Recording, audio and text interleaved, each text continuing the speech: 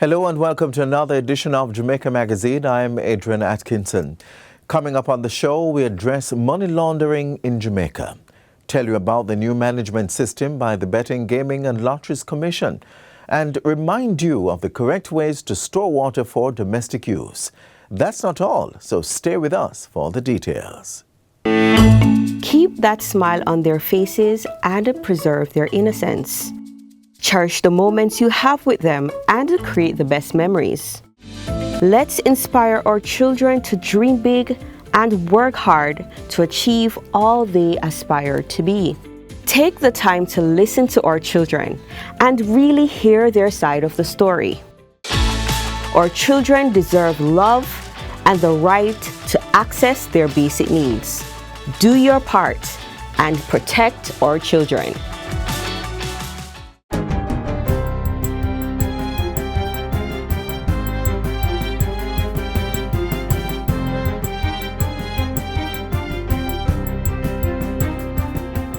Good day, I'm Theodore Henry, and this is your JIS News for Thursday, October 10, 2024. Repairs to road networks that were damaged during Hurricane Beryl will intensify in the coming days.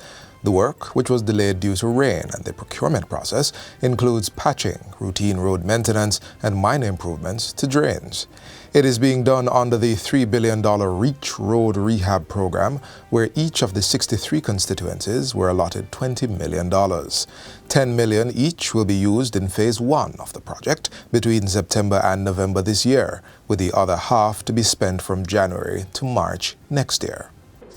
The National Works Agency is actively overseeing the implementation to ensure efficiency and accountability.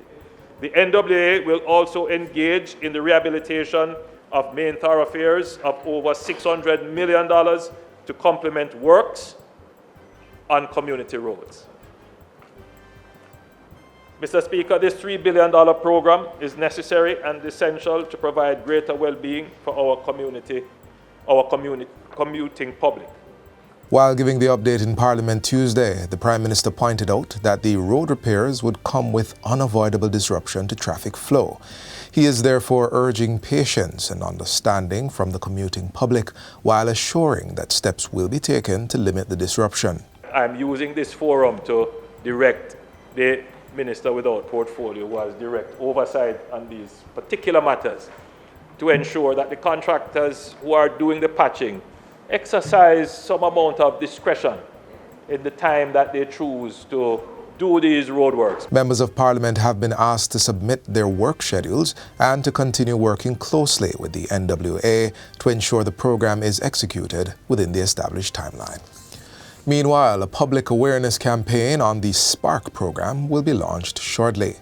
Prime Minister Dr. Andrew Holness says a public relations firm will be engaged to carry out the activities, as groundbreaking for the start of the overall project is expected before the end of the year. Citizens will be informed about which roads have been selected for improvement and other key project details, helping to manage public expectations.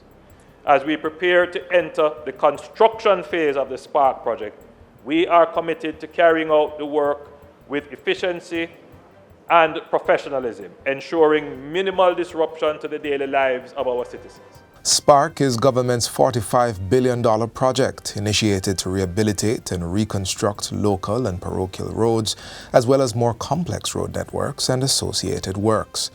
While giving a progress report to the House of Representatives on Tuesday, Dr. Holness said the success of SPARK would bring about lasting benefits for citizens and the country at large. The government remains fully committed to ensuring that this project is delivered on time, within budget, and to the highest standards of quality.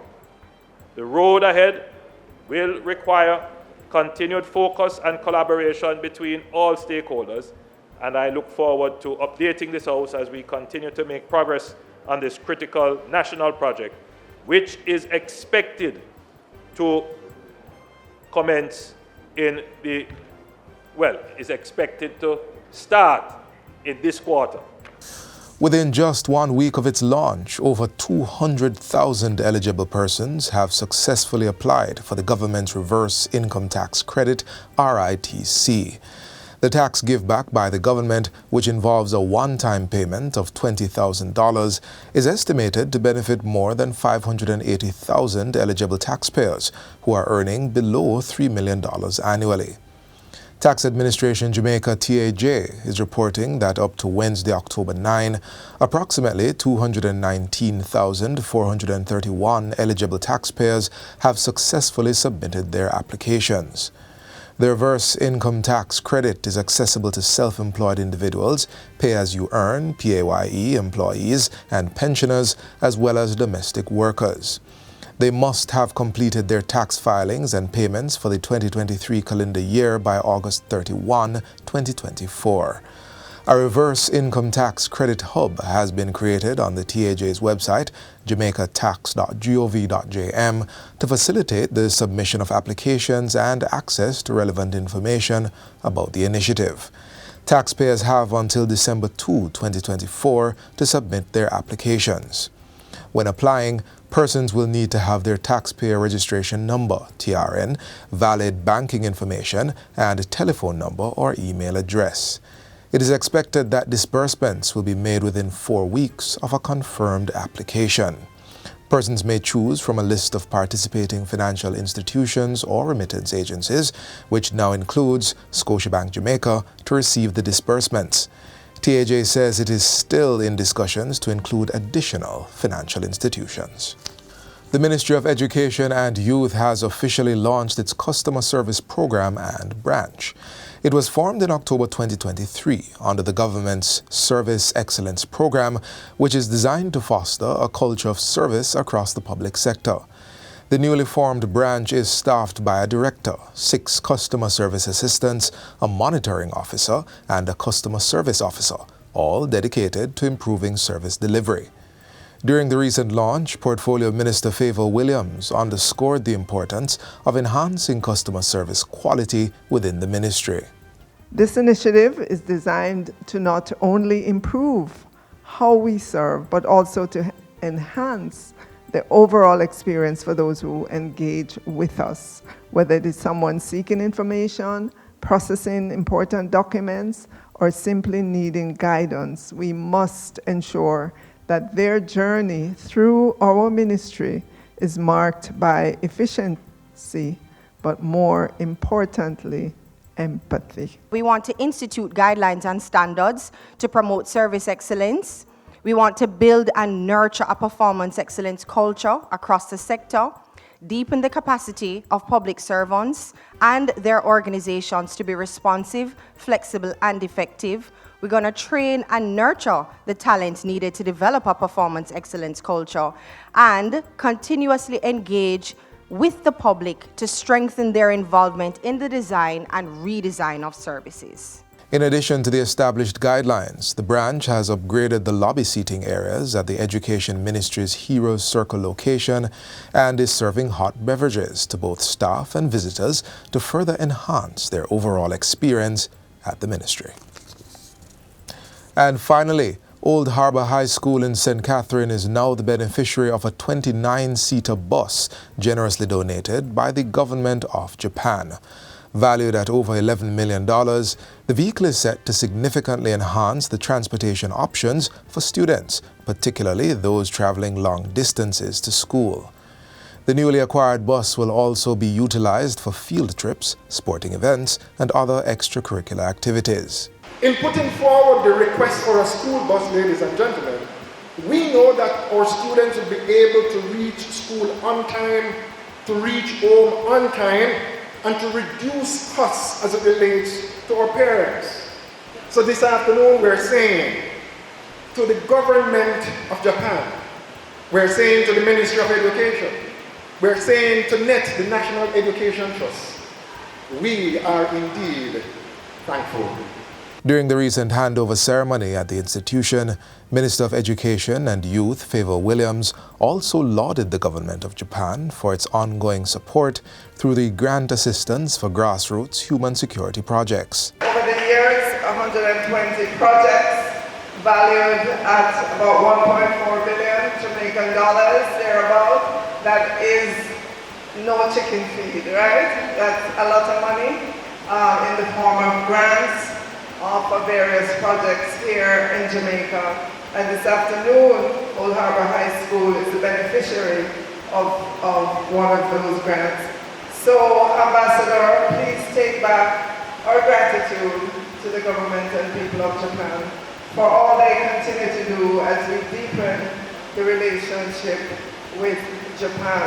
I am sure, absolutely sure, that Old Harbour High School will take care of the bus. And that's it for JIS News today. I'm Theodore Henry.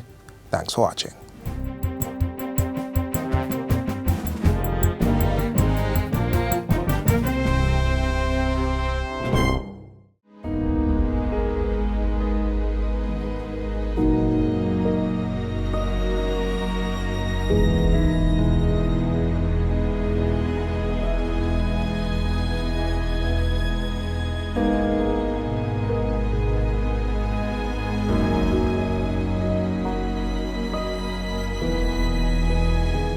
On Finance Matters this week, we tell you about measures being taken by the government to address money laundering.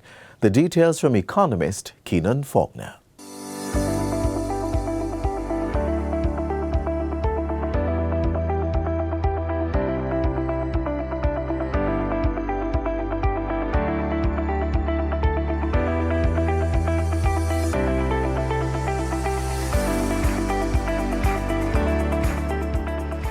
The Financial Action Task Force, FATF, has removed Jamaica from its grey list of countries that are assessed as having deficiencies in their anti-money laundering and countering the financing of terrorism regimes.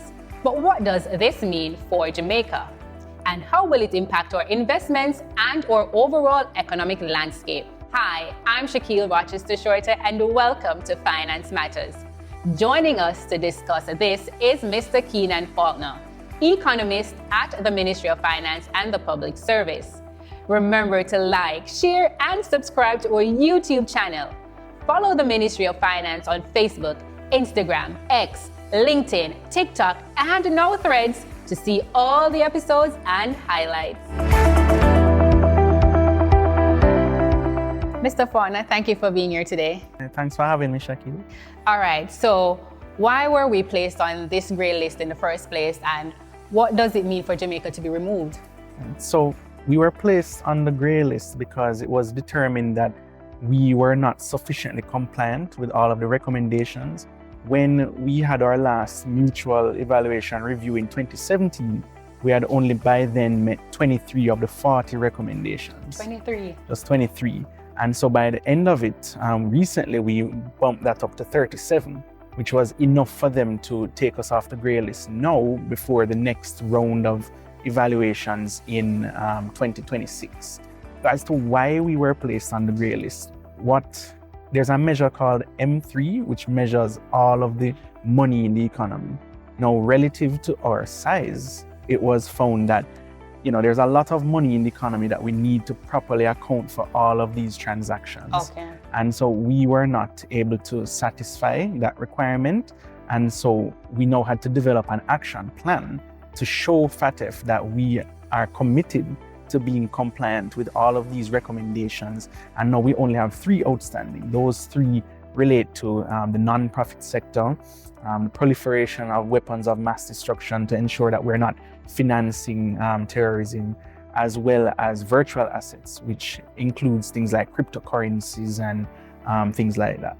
So, Mr. Faulkner, it seems as if there's a plan to achieve this. But what procedures or measures are put in place for Jamaica to be removed? Well, there would have been a lot of work done by the National Anti-Money Laundering Committee, but in particular, you had to have different legislative amendments because everything boils down to what are the regulations that govern financial transactions. So you had amendments to the Companies Act, you had regulations being introduced for the microcredit sector, those micro lenders that will give you a day loan. Those all now had to come under some sort of regulatory regime and the jurisdiction of the Bank of Jamaica. Okay. You also had regulations relating to what are called designated non-financial businesses and professions. So that brings in a lot of persons into the net, in particular members of the legal profession who now had to have additional reporting requirements for the monies that would come in from their clients, for example. And so all of those regulatory regimes related to different legislative reforms, that work had to be undertaken, had to be carried to Parliament, had to be passed through Parliament, and had to be promulgated. That now this is the direction we're heading in to be able to cover all financial transactions of any nature. So we're now removed from the grey list, right? How, on a grander scale, how will this positively impact Jamaica's investment opportunities and by extension the economy? Well, it makes doing business easier. So international entities now feel more comfortable doing business with Jamaica because we are not, listed as being deficient in our compliance. We're not an international pariah when it comes on to doing business. Just recently, a local commercial bank would have announced, for example, that they are going to introduce payment providers like Apple Pay and Samsung Pay and things like that. And it's only because they now feel more confident doing business in Jamaica. You talk about correspondent banking. Local banks need to have correspondent banks overseas in order to carry out different transactions. Now they're saying, all right, because you're not on the grey list anymore, it's safer to do business with you. And that only helps to generate more investment. It also will tend to bring down the cost of capital over time. Since it's now easier to do business, you have less onerous regulatory requirements to navigate. And that helps to boost investment. Ultimately, it also increases our credit worthiness. And if our credit worthiness goes up, then you start to see rates coming down on different financial products like mortgages, car loans, business loans. So that's what it means really at the macro level and for the consumer at the micro level. Okay, this sounds like an awesome thing for Jamaica. Yeah. Tell me, how will this recent action, the removal, affect regular Jamaicans and, for example, remittance agencies? Yeah, so now, when you have to go to a remittance agency and you have to answer these questions which might seem very cumbersome, these additional questions they're asking, what are you doing with the money and things like that. And the relationship between the sender and the receiver. Right, so we can start to, over time, relax some of those requirements. And in relaxing those requirements, it makes it easier to transact business. You would have something called additional customer due diligence because they had to kind of shine the microscope on you and really ensure that this money is not being used for money laundering or financing terrorism. Over time, we can now redo some of these requirements to make it a little easier for consumers. When you send money or receiving money from abroad, they'll ask you fewer questions. For example, but the one that most persons are probably looking out for when you're doing online transactions, online retailers, the people who do online shopping, they know previously there would have been a hesitance to accept cards that are domiciled in Jamaica. Once they see Jamaica, they just block the transaction. Yes. Now they are going to relax those over time. They can say, okay, Jamaica is not on the grey list. We can now accept these transactions. We were on the brink of being locked out of the global financial system. Nobody wants to do business with you, but now we're pulled away from the brink and we're heading in the other direction. So Mr. Fauna, I just want to touch back on a point you made earlier that we're at 37 recommendations and the actual goal is to be at 40. Do you think that's attainable for Jamaica? Yeah, that's definitely attainable as we continue to go through the different legislative processes related to, as I said, the non-profit sector, the regulation of virtual assets, as well as the proliferation of weapons of mass destruction. Now, those three we were not able to achieve in time for this round in 2024. But for the next 2 years now, before the next plenary, we definitely should be able to achieve it with the work being done by the National Anti-Money Laundering Committee. Well, on that note, Mr. Fauna, thank you for coming on our program today. Yeah, thank you so much, Shaki. And thank you for joining us on this episode of Finance Matters. Remember to follow us on social media at MOF Jamaica and tune in next week as we continue to demystify the economic and fiscal policies and initiatives implemented by the government to empower Jamaicans as we chart a path to Jamaica's economic prosperity.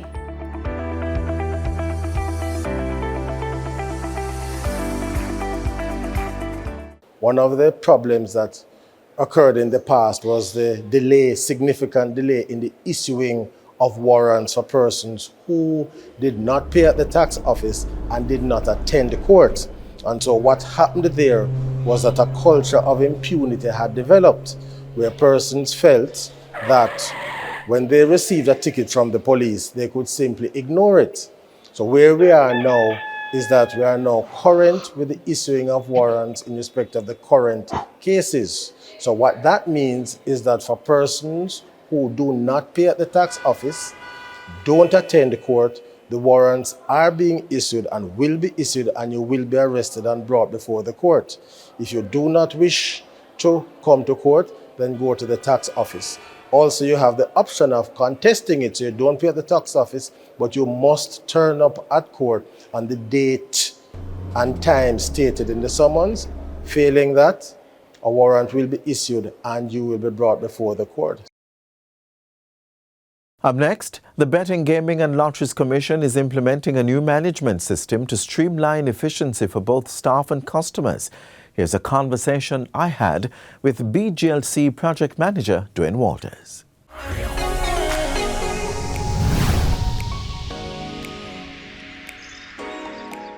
Welcome to Get the Facts, the program that provides you with the information on government's policies and initiatives. I'm your host, Adrian Atkinson.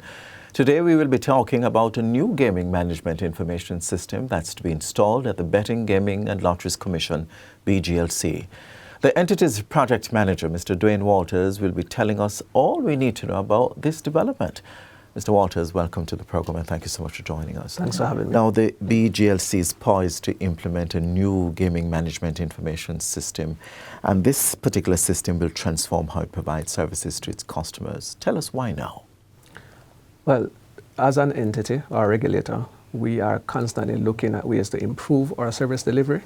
And by introducing the gaming management information system, this will position the entity in providing efficient and transparent services to our stakeholders. Mm-hmm. And having said that, what is the timeline we're looking at in terms of implementation? Good question. So currently we are targeting to have a soft launch before the end of this year, and then shortly after we have our official launch of the system. And I said the soft launch because we are expected to have limited public access to our customer portal to work out some of the kinks and fine-tune the system some more before having it generally available to the larger public. Let's talk a little bit about the impact this will have on BGLC as well as its customers. All right. Good question. So the impact this will have on the BGLC, it will translate into greater efficiencies and improvement in our workflows. For the customers, it will translate to a shorter turnaround time for processing their licenses, application and renewals. And of course, that allows accessibility remotely. No one needs to visit the office physically to apply or apply for the applications or media renewals. Mm-hmm. So again, efficiencies, time savings for both the customers and our internal stakeholders. So you used a particular word, remotely. This is one of the benefits because it can be accessed remotely online. So let's talk a little bit more about the other benefits that are available to the customers. All right. So as you rightfully say, having it available online is a huge benefit, but I need to add to that online benefit. Apart from just applying for the applications and the renewals, the customers will have the ability to track the applications in real time. Mm-hmm. Yeah. They also have the ability, not only the customers, but the general public to lodge any complaints of any illegal activities. So those are some of the benefits that we envision this system will usher in. Yes. The vision for the system is to have the general public having access to a QR code within the establishments. Mm-hmm. From that, the customer or the public can scan these QR codes and it will tell right there and then in real time if this establishment is a licensed establishment or if the machines, the gaming machines, are indeed legitimate machines.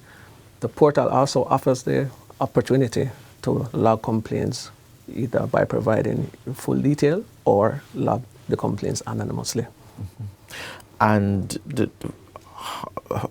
if I may put this in a little bit here, but anonymous complaints, how do I assure myself that providing the BGLC with this information, I remain anonymous? All right, so that's an excellent question. Yes. Firstly, the portal, once it is launched, it there is no requirement to provide your full detail. What is of importance, though, is the substance of the information being reported based on the activity that was observed. Let's talk a little bit more about other ways that reports can be made about illegal gaming activities. Sure. So the traditional channel still exists. Persons can walk into the office at 78 CEF Hagley Park Road to make those complaints, or call the office lines directly, or send an email via info@bglc.gov.jm, and last but not least, they can get in touch with Crime Stop.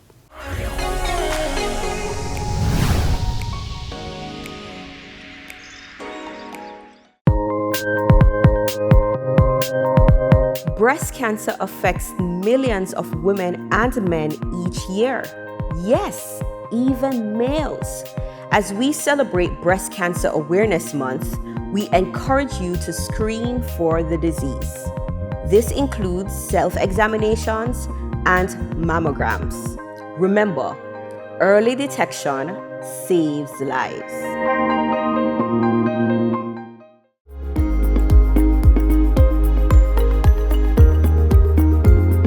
You know the adage, water is life? Rightly stated, as it supports all living beings. But with the passing of a hurricane, supply may be compromised and properly stored water could just become our lifeline. Step 1. It is best to use food-grade containers to store water. This means that the material used is fit for human consumption and won't have toxic substances entering your water. Step 2.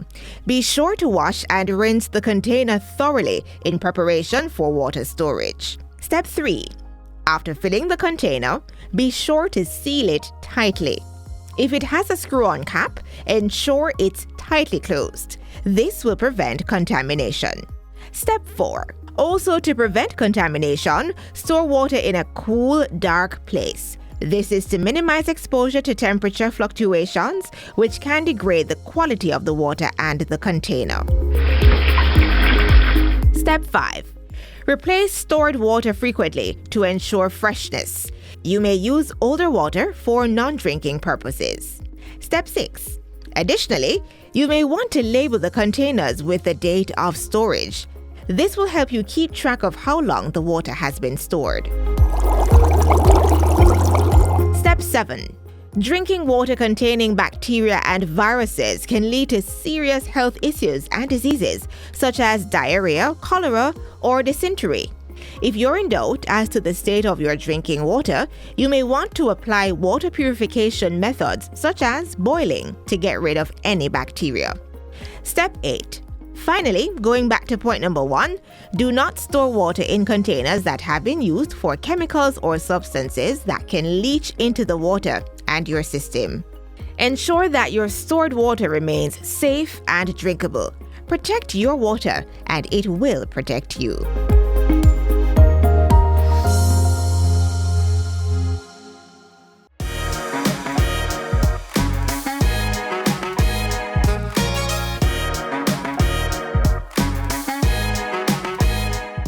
This is where our journey ends, but only for today. Do join us again tomorrow when we bring another informative program.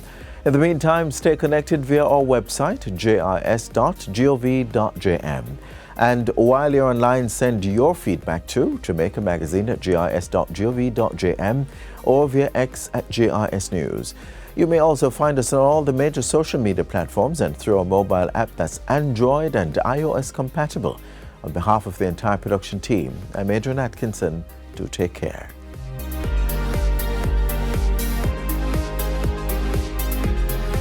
This has been a production of the Jamaica Information Service, the voice of Jamaica.